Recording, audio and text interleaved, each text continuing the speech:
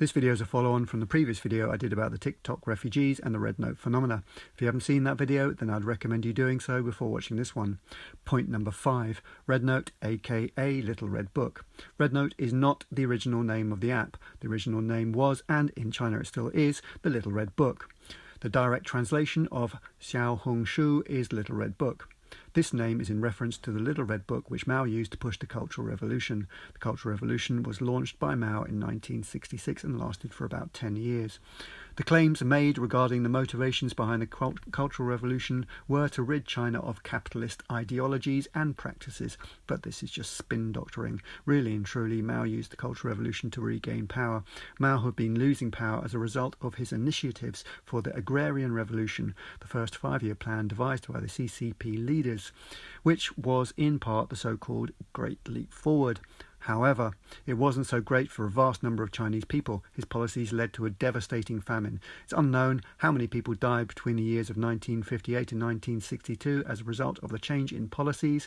Estimates vary, somewhere between 15 and 55 million. In short, Mao was a mass-murdering megalomaniac. He wanted power and control and did not care about the Chinese people.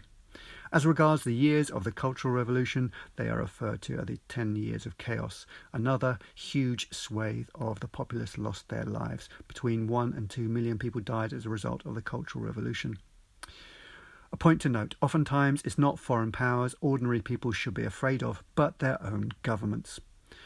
As an interesting side note, President Xi's father was attacked, and it's possible that Xi was involved in some ways as part of the Cultural Revolution.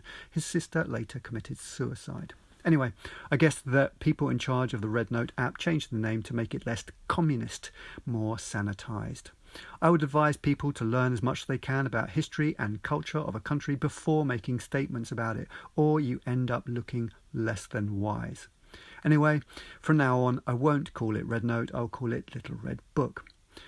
Point number 6, communism and capitalism. I've heard various Americans talking about communism and capitalism. I think it's a mistake to see things in such simplistic terms. Nothing in this world is black and white except for some animals in the natural world like pandas, orcas and penguins. Human endeavours are shades of grey.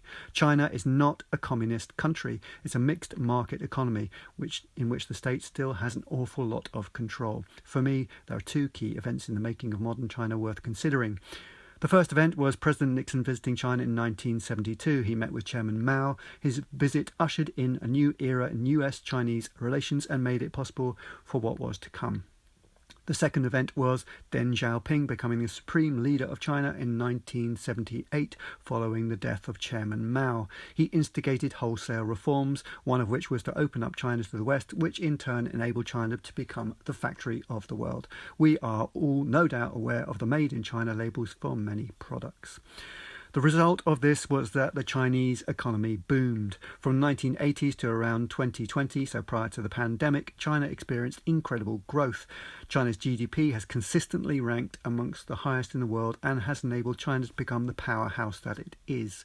What took place in China could be regarded as the Chinese version of the industrial revolutions that occurred in various countries in the West in the past. It meant that China changed from being a largely agricultural society to a more industrialized one. It also lifted many millions of ordinary Chinese people out of poverty, and they started to have money beyond that which was required for survival. There was an emergence of the middle class who had some disposable income. The rise in prosperity for ordinary people in China was dubbed the Chinese Dream. By the by, it also created a group of super rich people. According to Wikipedia, China has the largest number of billionaires in the world, and it has some 3.5 million millionaires. So much for communist claims for equality. What Deng Xiaoping did has earned him the title of Architect of Modern China. He oversaw a transition from a planned economy to a mixed market economy. Anyway, nowadays privately owned enterprises operate alongside state-owned enterprises. The authorities have referred to it as communism with Chinese characteristics, but that's just PR spin doctoring. China is communist in name only. I should say that CCP has kept control of many aspects of the economy while allowing some level of capitalism. Control is the key word here.